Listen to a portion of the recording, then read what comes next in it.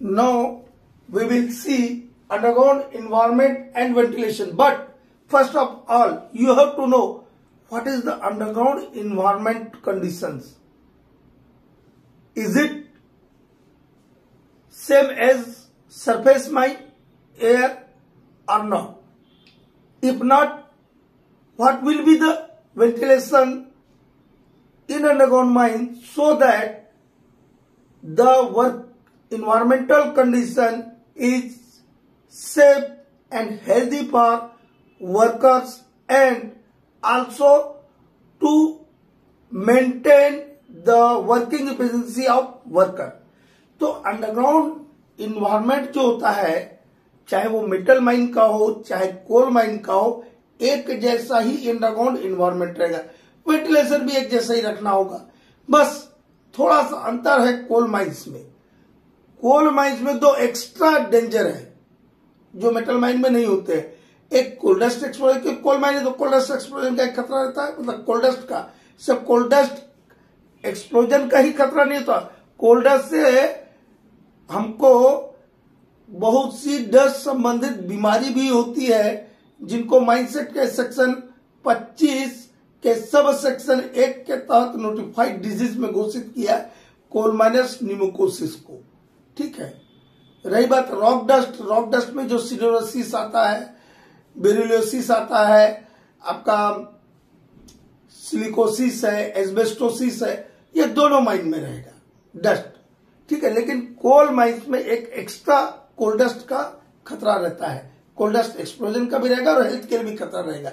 और inflammable gas का दूसरा क्या कोल माइंस में तो और एक्स्ट्रा खतरा इनफ्लेमेबल गैस का। बाकी जो कोल माइन के अंडरग्राउंड में जो खतरे हैं इन्वायरमेंट से संबंधित, वो खतरे आपके मेटल माइन में भी रहेंगे। तो अंडरग्राउंड इन्वायरमेंट होता क्या है, कैसे होता है, वो पहले जानना जरूरी है। हम क्या करते हैं अंडरग्राउंड में, ब्लास्टिंग करते हैं, यूज ऑफ एक्सप्लोसिव कर रहे, यूज ऑफ एक्सप्लोसिव कर रहे तो ब्लास्टिंग करें, ब्लास्टिंग करेंगे तो ब्लास्टिंग करेंगे तो क्या पैदा होगा, नाइट्रस फ्यूम्स। नाइट्रस फ्यूम्स क्या होता है, उसमें नॉक्स होता है, ऐसा लिखा होगा कई बार कोई मेरे वीडियो में NO और यहाँ H, इसका मतलब कुछ नहीं होता, नाइट्रस ऑक्साइड। इसको शॉर्ट में हमने क्या लिख दिया, nitrous oxide, NO2, N2O3, N2O2, these are the oxides of nitrogen. These are produced due to use of explosive.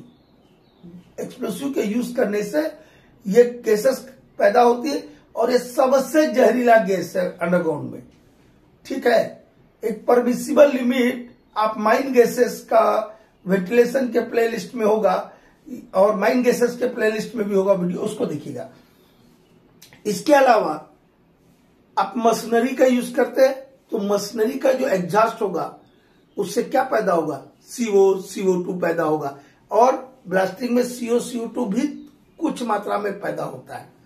ठीक है, कोल है, यदि कोल है, कोल माइन से, तो कोल में ऑक्सीडेशन होता है जिसको हम स्पॉन्टेनियस हीटिंग या स्पॉन्टेनियस कंबस्टन या सेल्फ हीटिंग बोलते हैं। ये तीनों वर्ड एक ही है बेटा। क्या क्या बोला, spontaneous heating, spontaneous combustion, self heating of coal, ये तीनों चीज एक ही बात है, एक ही चीज है। ठीक है, अलग अलग नाम से बोलते हैं लेकिन एक ही चीज है।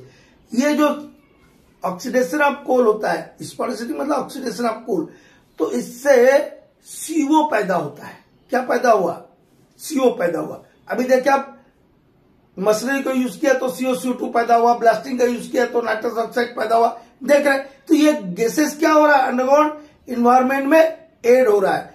कोल है तो वहां पे कोल के ऑक्सीडेशन से, स्पॉन्टेनियस हो जाने से क्या एड हो जा रहा है, CO। और यदि आपको कहीं ऑब्जेक्टिव में पूछ ले, MCQ में पूछ ले, what is the main source of spontaneous heating, क्या बोला बेटा, एकदम याद रखिएगा, what is the source, main source of spontaneous heating, आग बंद करके लिखना, प्रोडक्शन ऑफ CO, या सिर्फ CO लिखा तो CO पैदा होगा, वो स्पॉन्टेनियस हीटिंग का, कोल का जब भी ऑक्सीडेशन होगा उसमें CO प्लस CO2 पैदा होता है। ठीक है।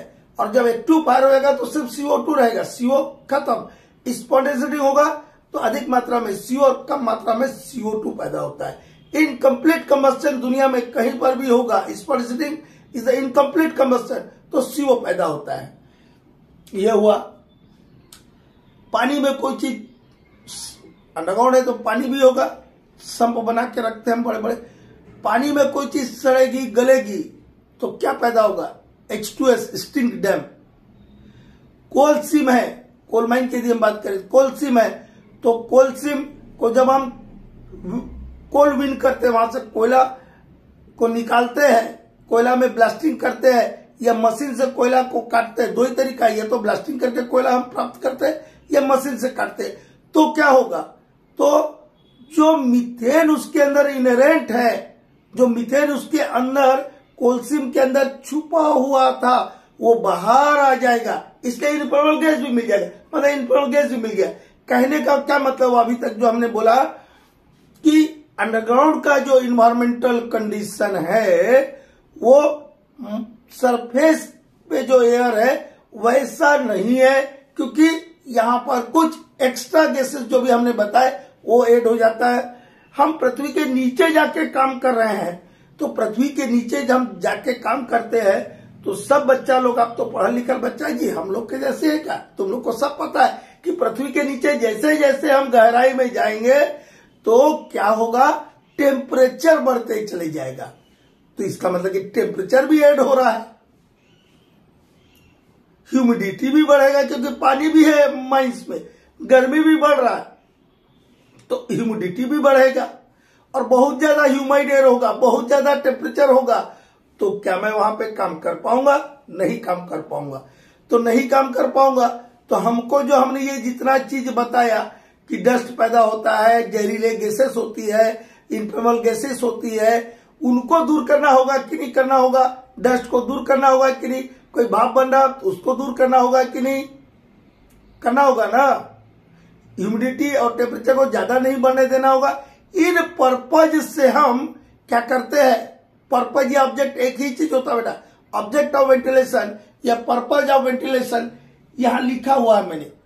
ऑब्जेक्ट ऑफ वेंटिलेशन किन उद्देश्य से, किन कारणों से हम वेंटिलेशन करते हैं अंडरग्राउंड माइंस का, to clear away smoke steam and dust.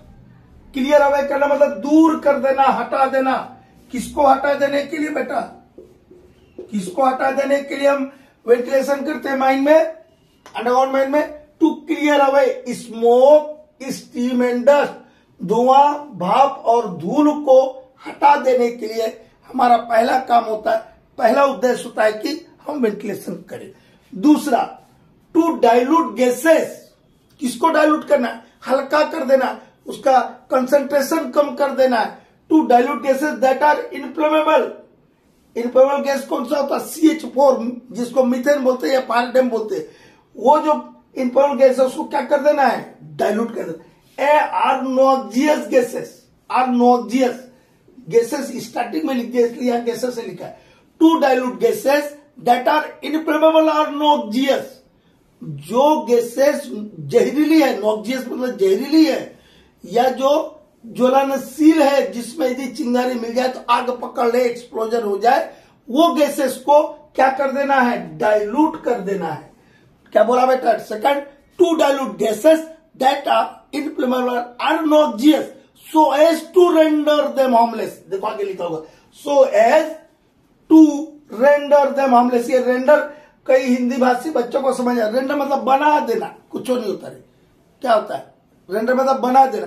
So as to, so as मतलब ताकि, so as to render them harmless, ताकि उनको हार्मलेस, अहानिकारक बना दे। अहानिकारक, हानिकारक नहीं बोलो बेटा, अहानिकारक, हार्मलेस बना दे। इसलिए हम क्या करते हैं, वेंटिलेशन करते हैं।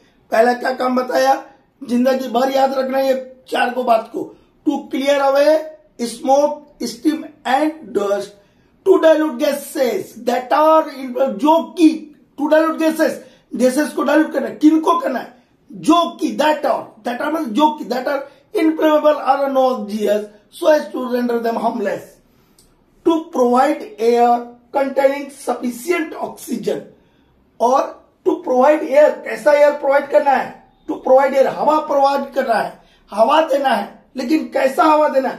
कंटेनिंग सफिशिएंट ऑक्सीजन, ऐसी हवा प्रदान करना है, ऐसी हवा अंडरग्राउंड में भेजना है जिसमें सफिशिएंट मात्रा में ऑक्सीजन हो। ठीक है। To prevent excessive rise of temperature and humidity, और ऐसा वेंटिलेशन पैदा करना है, एडिक्वेट वेंटिलेशन पैदा करना है कि वो excessive rise of temperature humidity को रोक सके। टू प्रिवेंट मतलब रोकना, टू प्रिवेंट एक्सेसिव, अत्यधिक excessive rise of temperature and humidity.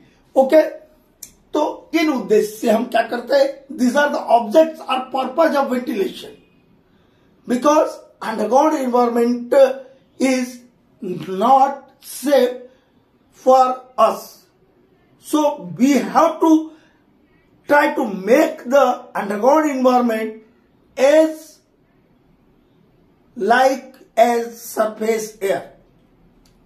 Okay, तो इसको पाने के लिए ये जो हम बताए कि ये उद्देश्य से हम अंडरग्राउंड वेंटिलेशन करते हैं, तो इनको पाने के लिए कोई स्टैंडर्ड भी फिक्स करना ना होगा कि ऐसे बोल दिया हवा, ऐसा हवा भेज दो कि उसमें ऑक्सीजन रहे, हाँ, हानिकारक गैसेस को अहानिकारक बनाने के लिए, अहानिकारक बनाने के लिए उनको डाइल्यूट कर दो। ठीक है, जो जहरीली और ज्वलनशील गैस है उनको अहानिकारक बनाने के लिए उनको डाइल्यूट कर दो, ये बोलने से हो जाएगा? ये तो उद्देश्य है। इनके लिए क्या होता है? स्टैंडर्ड्स होता है। क्या होता है? स्टैंडर्ड, कि हम ये how can we achieve this standards, this purpose. Okay, तो अब हम क्या बताएंगे आपको? स्टैंडर्ड्स क्या दिए ये ऑब्जेक्ट को पूरा करने के लिए। बाबू, अब आपको स्टैंडर्ड्स ऑफ वेंटिलेशन, क्या स्टैंडर्ड आपको रखना? क्वांटिटेटिव स्टैंडर्ड, कितना क्वांटिटी आप एयर भेजना होगा, और क्वालिटेटिव स्टैंडर्ड, क्या क्वालिटी भेजना होगा।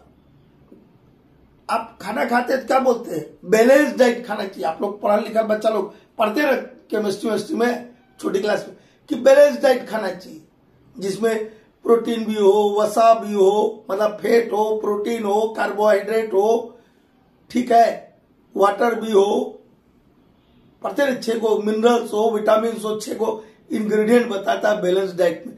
वैसे ही आपको जो क्वालिटी होना चाहिए कि नहीं होना चाहिए, जैसे भोजन में क्वालिटी आप खोज रहे तो हवा का भी क्वालिटी चाहिए। वेंटिलेशन मतलब क्या है? हवा को अंदर भेजना और बाहर निकालना, माइंड से, वही वेंटिलेशन, कुछ नहीं है। तो ये इसका कोई क्वालिटी होना चाहिए ना, तो qualitative standard.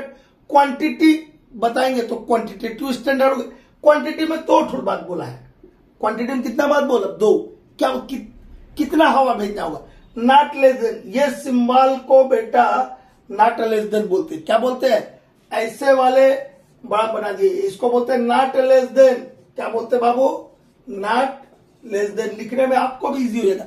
Not less then, कितना हवा, एक आदमी के पीछे कितना हवा भेजा हुआ? Not less than 6 cubic metre per minute of air per person employed on the district in the largest shift. कितना हवा भेजना है आपको? Not less than 6 cubic metre per minute of air, air लिखा बेटे, एयर पर पर्सन। आगे जो हम बोले उसको याद रखिए। क्या बोले हम?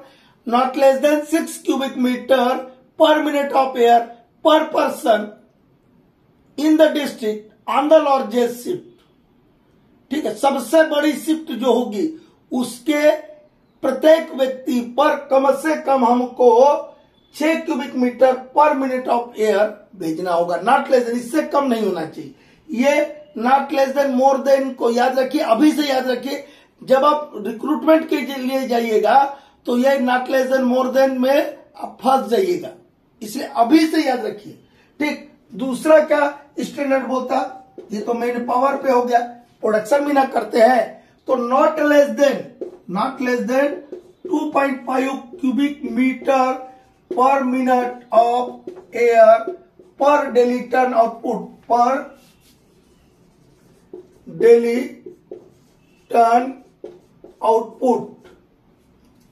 दूसरा क्या बोलता है, आर बोलता है, आर में क्या बोलता है, not less than 2.5 cubic metre per minute of air per daily turn output. 1 ton हम कोयला का उत्पादन करते हैं तो उसके लिए कम से कम आपको हवा not less than 2.5 cubic metre per minute air provide करना है। फिर आगे इसमें क्या बोलता है, क्वांटिटी में विच एवर इज मोर, इन दोनों हिसाब में से जो अधिक आएगा that quantity should be send to the underground working.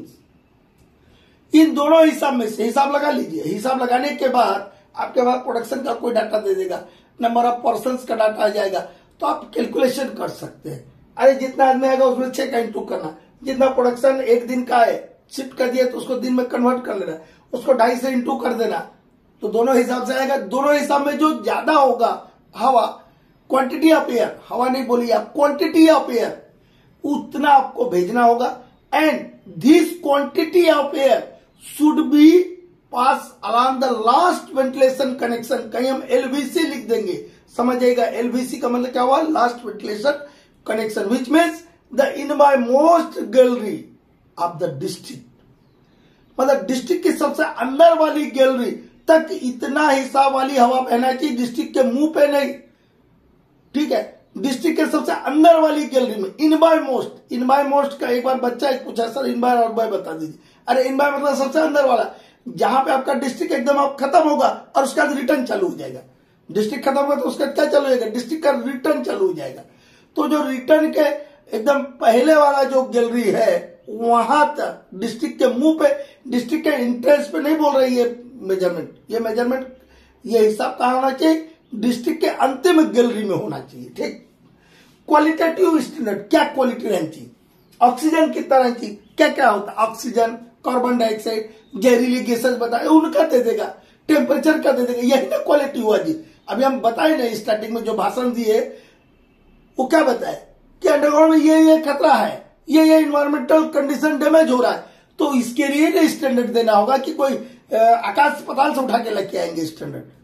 ठीक है, तो ऑक्सीजन कितना चाहिए, ऑक्सीजन नॉट लेस देन 19%। एक बोला था टू प्रोवाइड एयर, ऐसा बोला था।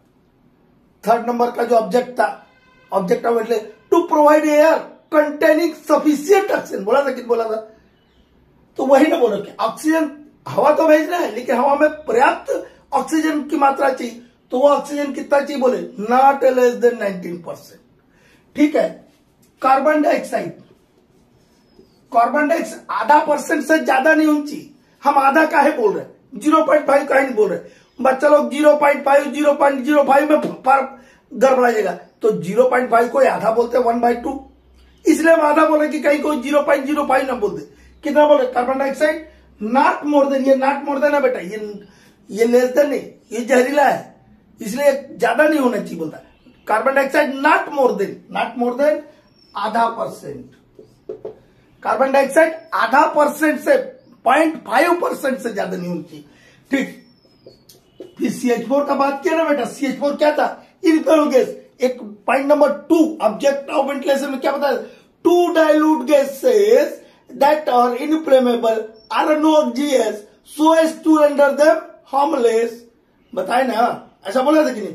तो उस ऑब्जेक्ट को पूरा करने के लिए यहां स्टैंडर्ड दिया CH4 का, CH4 not more than 0.75%, CH4 not more than 0.75% in the general body of air, GBA लिख दिया बेटा, माइनिंग का बच्चा है समझता है, चलो GBA, जनरल, G से जनरल, B से बॉडी, A से air, general body of air in the return air, in the return air and not more than 1.25% at any place in the mine, at any place in the mine, और mine के किसी भी भाग में कहीं पर भी 1.25% से ज्यादा CH4 नहीं होनी चाहिए।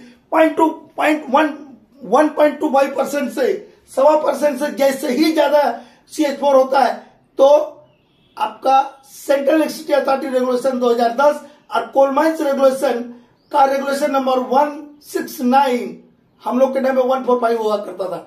169 बोलता है कि बिजली काट देना है। क्या करना है? Disconnect the electricity to all operators when the percentage of gas exceeds 1.25%। Okay, ये हो गया।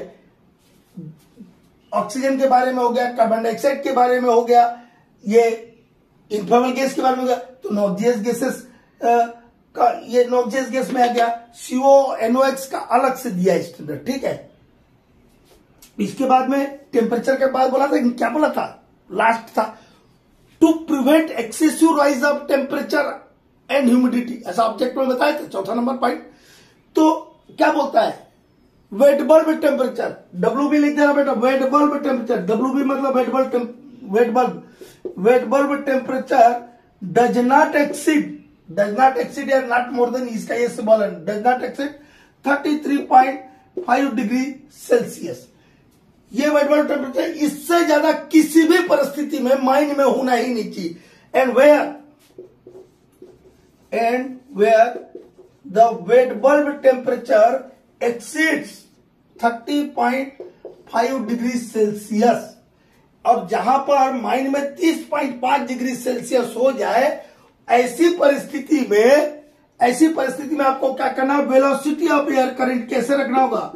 वेलोसिटी ऑफ एयर करंट मतलब velocity of air 1 metre per second, not less than 1 metre per second रखना होगा, ठीक है। ये काहे दे दिया भाई दो बार, एक बार 33.5 डिग्री बोलता है, फिर 30.5 डिग्री बोलता है। क्या बोल रहा बचवा कि 33.5 डिग्री से तो ज्यादा रहना ही नहीं चाहिए, लेकिन आपको ये वार्निंग लेवल है 30.5 डिग्री का। 30.5 डिग्री सेंटीग्रेड में 30.5 डिग्री तो वार्निंग लेवल है।